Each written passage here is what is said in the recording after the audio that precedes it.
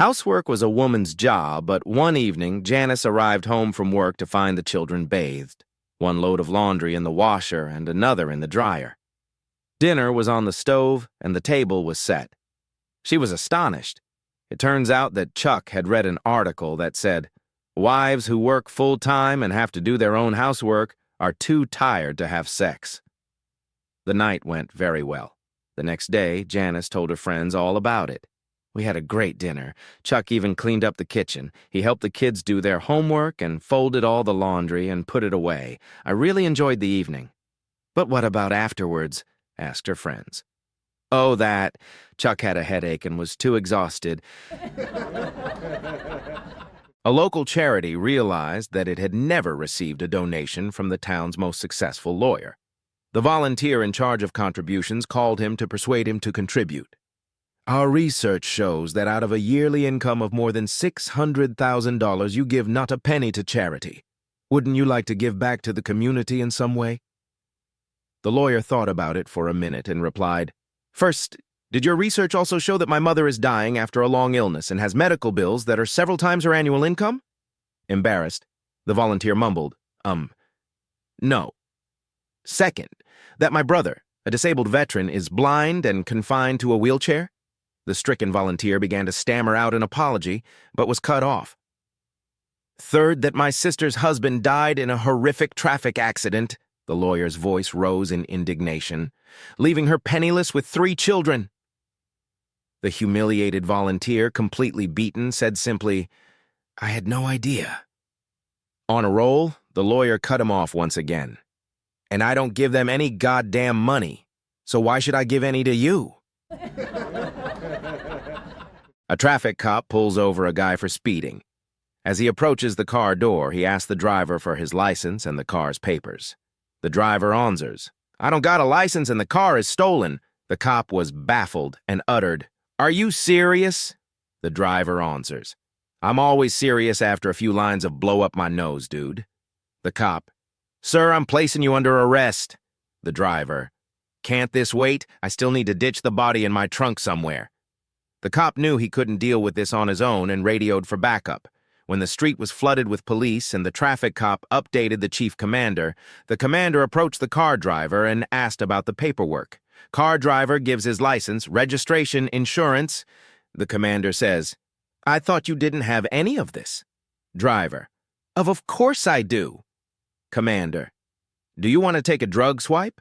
Driver, "Sure I do. I don't even drink, let alone do drugs." After the driver passes the swipe, the commander asks him about the body in the trunk.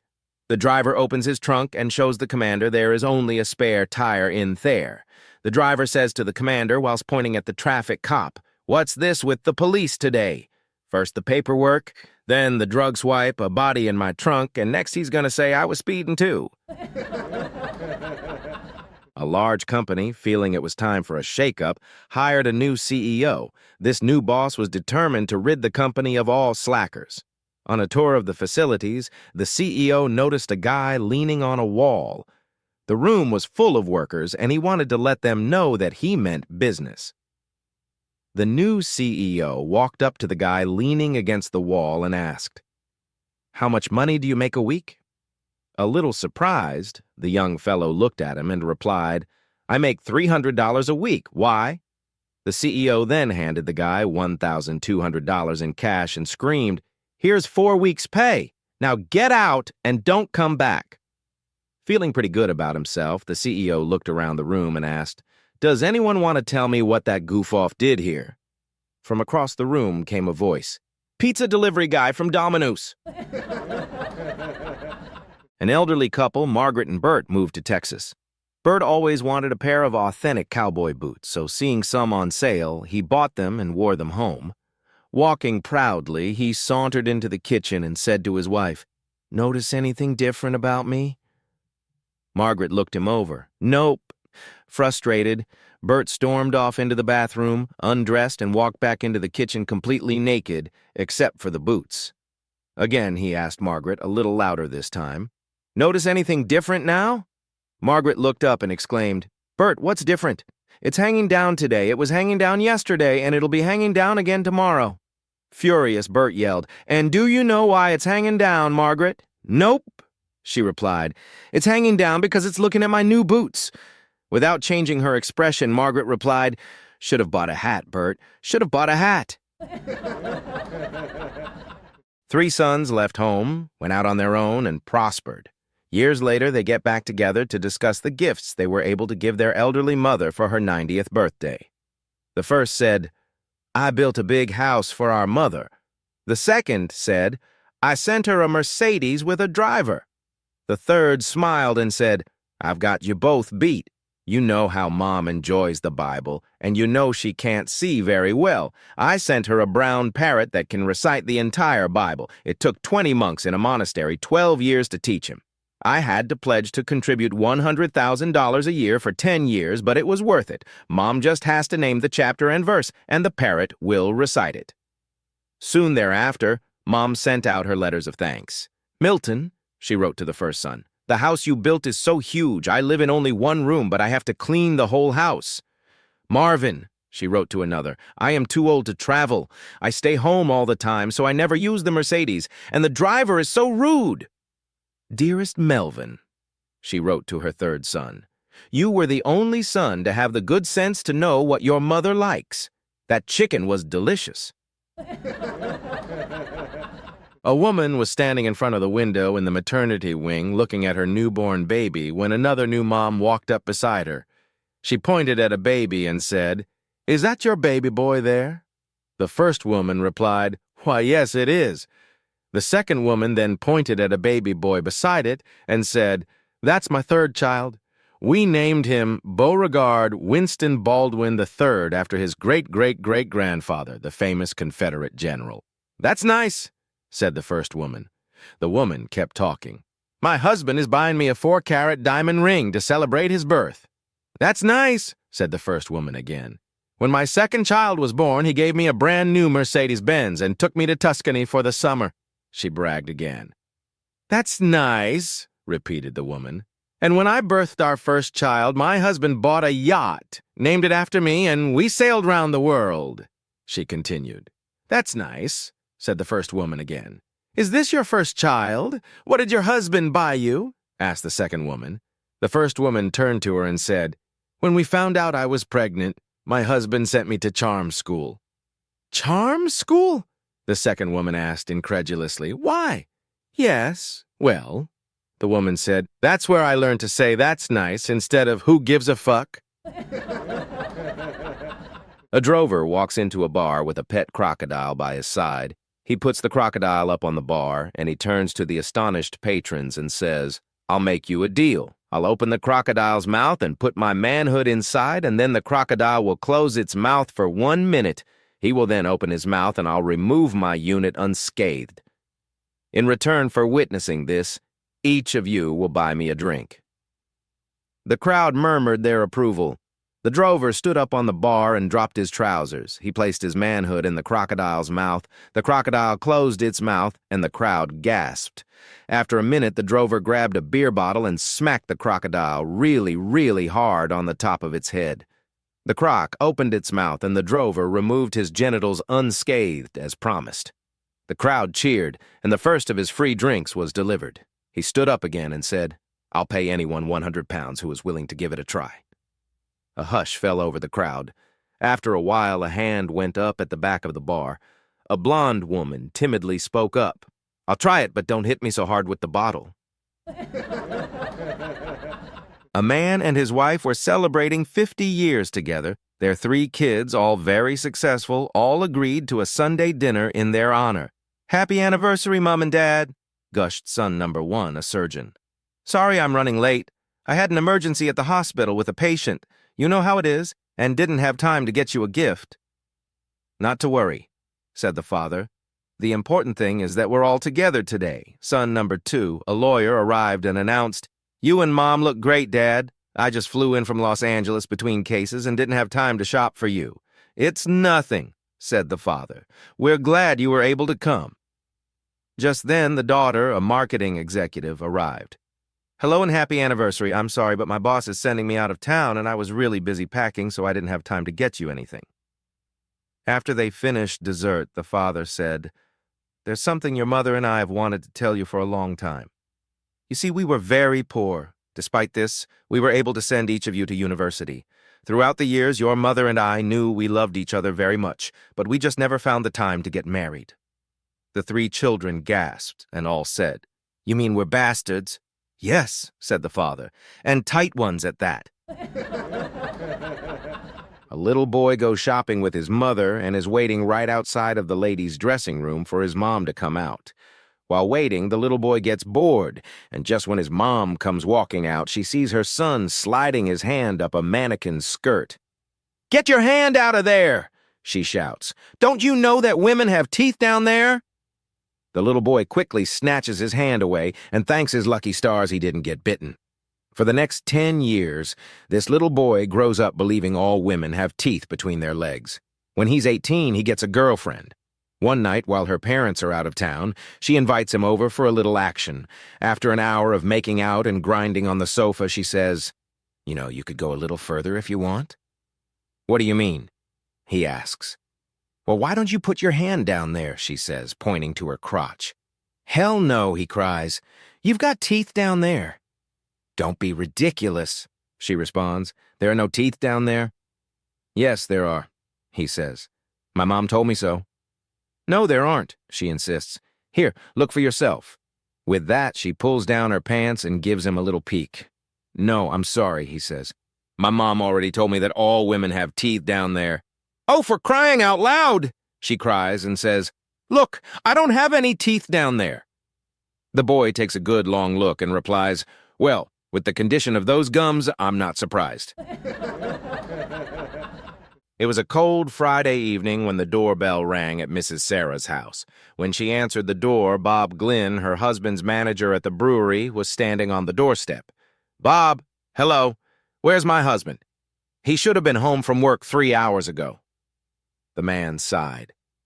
"I'm sorry to be the one to tell you this, Mrs. Sarah, but there was an accident over in the brewery. Your husband fell into a vat of Guinness and drowned." "Oh, my God," she replied. "Please tell me it was quick." "Well, no, it wasn't. He climbed out 4 times to take a piss." A young Chinese couple gets married. She's a virgin. Truth be told, he is a virgin too, but she doesn't know that. On their wedding night, she cowers naked under the sheets as her husband undresses in the darkness. He climbs into bed next to her and tries to be reassuring. "My darling," he whispers, "I know it is your first time and you are very frightened. I promise you, I give you anything you want. I do anything, just anything you want. You just ask what you want," he says, trying to sound experienced and worldly, which he hopes will impress her. A thoughtful silence follows, and he waits patiently and eagerly for her request. She eventually shyly whispers back, "I want to try something I have heard about from other girls, number 69. More thoughtful silence from him. Eventually, in a puzzled tone, he asks her, "You want garlic chicken with fried rice?" 3 technician guys go into an interview for a job at the local telephone company. They were all 3 great candidates and very well qualified. The boss brings them into the office and says, "Okay, you 3 look the best on paper, but I have to know if you have what it takes for the day-to-day work. So I'm going to give you 1 day to impress me. Set as many telephone poles as you can and report back tomorrow." They all 3 go to work setting poles and return the next day to the boss's office. The boss asks one by one how many they set. The first guy set 13. "Wow, 13, that is impressive," the boss tells him happily. The second guy set 9. "Well," said the boss, "not as good as the first guy, but still it is impressive." He turns to the third guy. "How many did you set?" the boss asks. 2, the man replies triumphantly, his blonde hair waving in the wind. 2? That's it? The manager was shocked. "That's barely any. What were you doing all day?" "Well, I didn't want to have to be a snitch, but these other guys, they only put theirs halfway in the ground." A man was hunting when a gust of wind blew. The gun fell over and discharged, shooting him in the genitals. Several hours later, lying in a hospital bed, he was approached by his doctor. "Well, sir, I have some good news and some bad news." The good news is that you're going to be okay. The damage was local to your groin. There was very little internal damage, and we were able to remove all of the buckshot. What's the bad news? Asked the hunter. The bad news is that there was some pretty extensive buckshot damage done to your P** and *S, which left quite a few holes in it. I'm going to have to refer you to my sister. Well, I guess that isn't too bad, the hunter replied. Is your sister a plastic surgeon? Not exactly, answered the doctor. She's a flute player in the Boston Symphony Orchestra.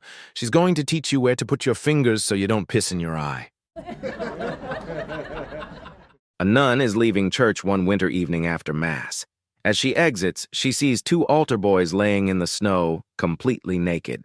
The nun approaches the boys and says, "Dear Lord, what are you boys doing out here naked in the snow?" One of the boys looks up at her and says, "Father John likes to have a couple cold ones after Mass." A young man buys a chicken farm out in the country. He doesn't know much about chickens, so he decides to go consult with some of the locals. He finds an old farmer and asks if he might be able to give him some pointers. The old farmer tells him, "Sure, meet me here at 6 a.m. tomorrow and I'll show you the ropes." The young man gets up and meets the old farmer the next morning and is surprised to find him waiting outside his chicken coop with a three-piece suit on, including a top hat, cane, monocle, and even spats. The young man is baffled but decides to play along and say nothing. They enter the chicken coops, and the young man is immediately attacked by a group of 20, 30 chickens. They peck at his feet, fly up to claw at his body, and beat him with their wings.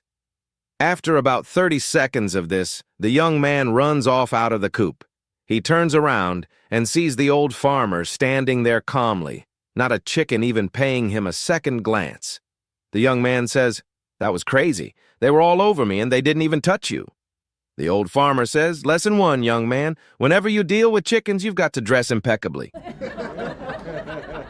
A first-grade teacher, Miss Brooks, was having trouble with one of her students. The teacher asked, "Harry, what is your problem?" Harry answered, "I'm too smart for the first grade. My sister is in her third grade, and I am smarter than she is. I think that I should be in the third grade." Miss Brooks had had enough. She took Harry to the principal's office. While Harry stayed in the outer office, the teacher explained to the principal what the situation was. The principal told Miss Brooks he would give the boy a test.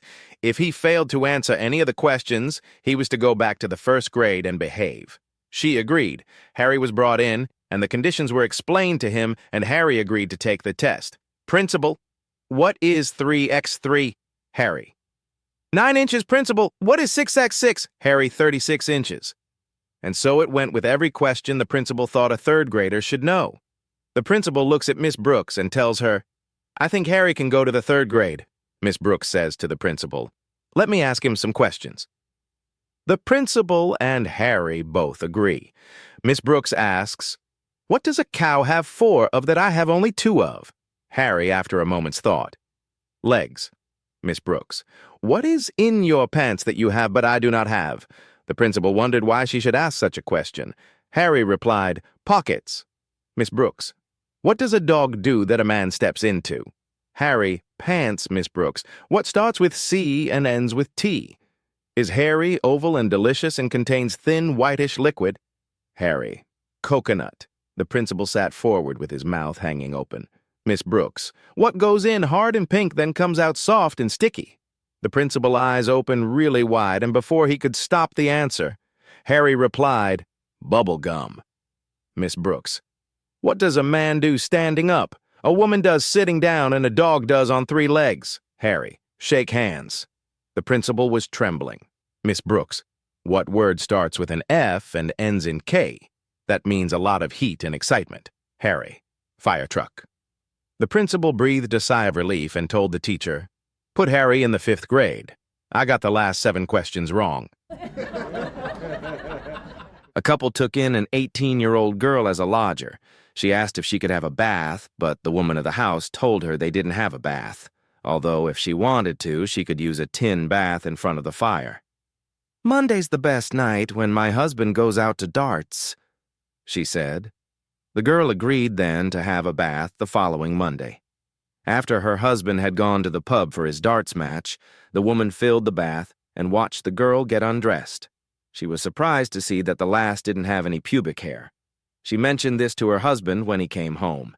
He didn't believe her, so she said, "Next Monday, when you go to darts, leave a little early and wait in the back garden. I'll leave a gap in the curtains so you can see for yourself."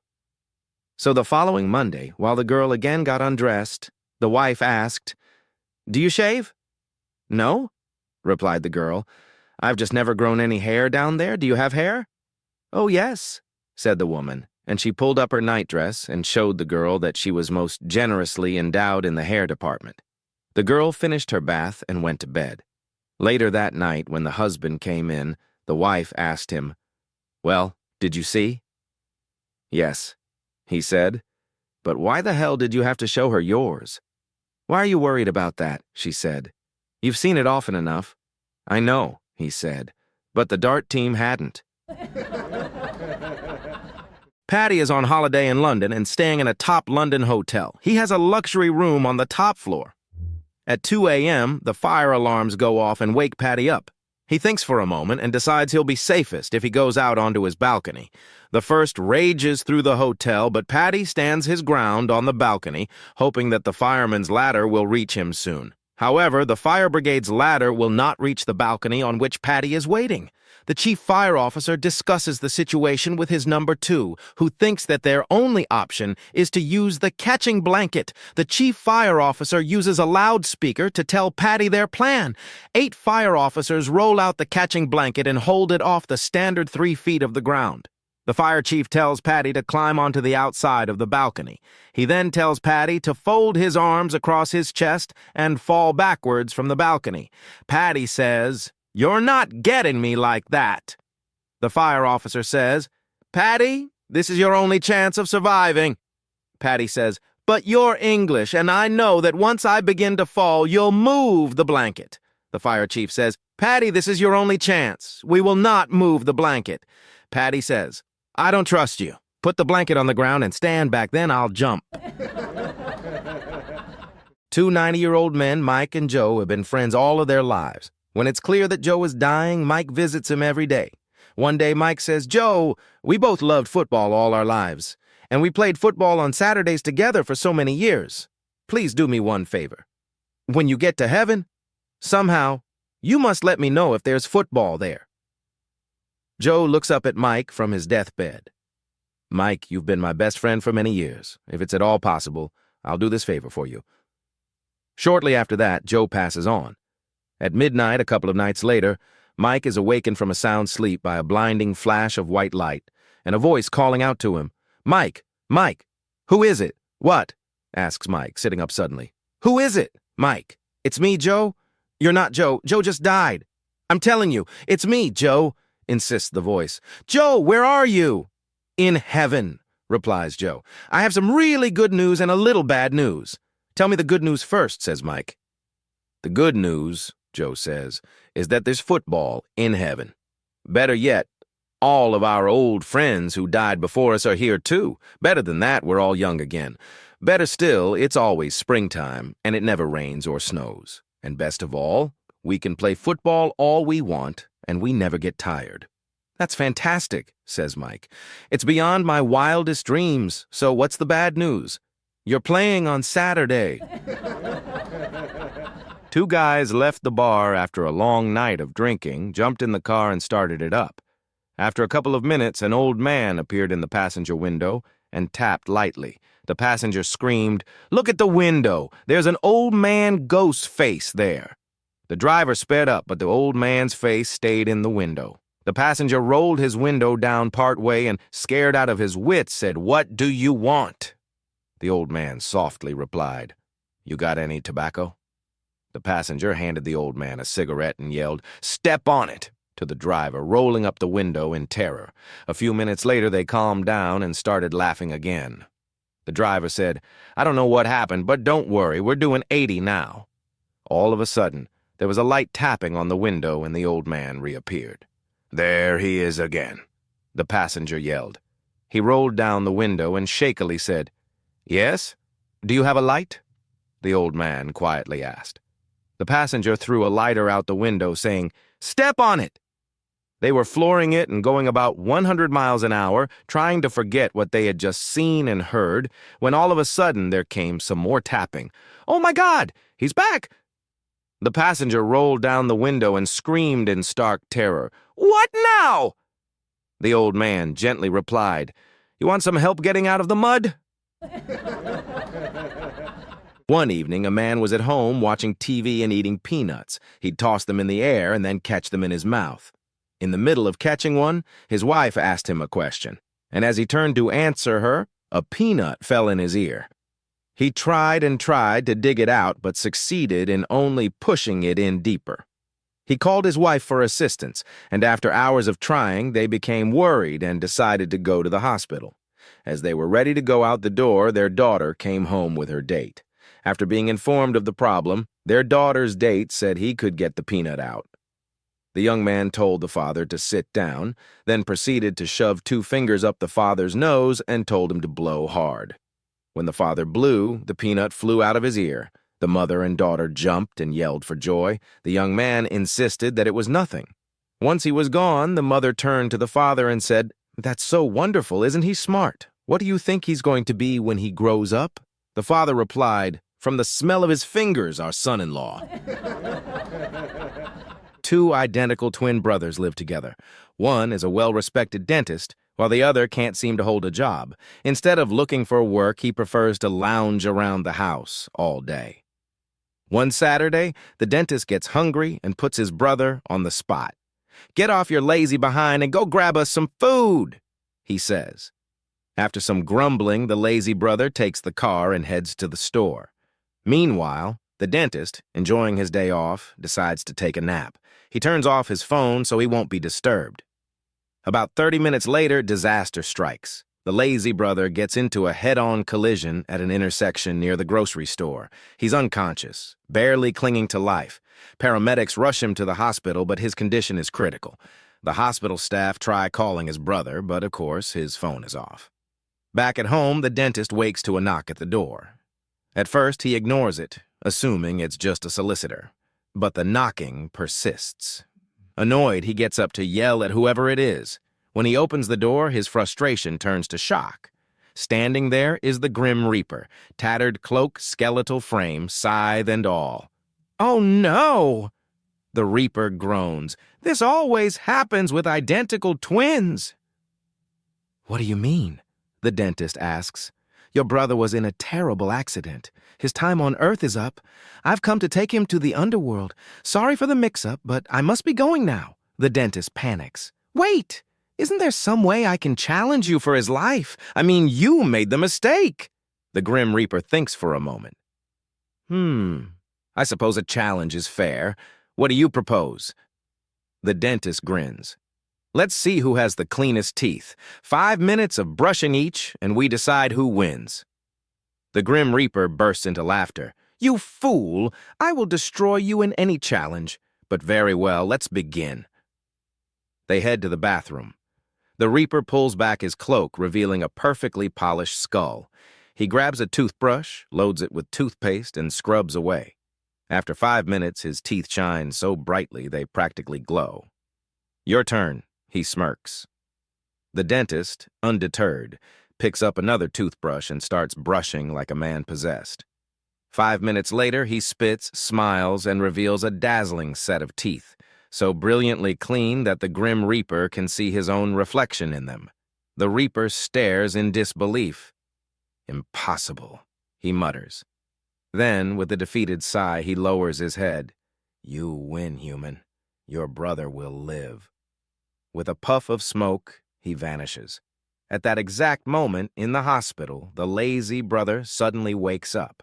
Not only is he alive, but he feels perfectly fine. No injuries, no pain, nothing. Just then, the phone by his bed rings. It's his brother, the dentist. "Hey, bro," the lazy twin says.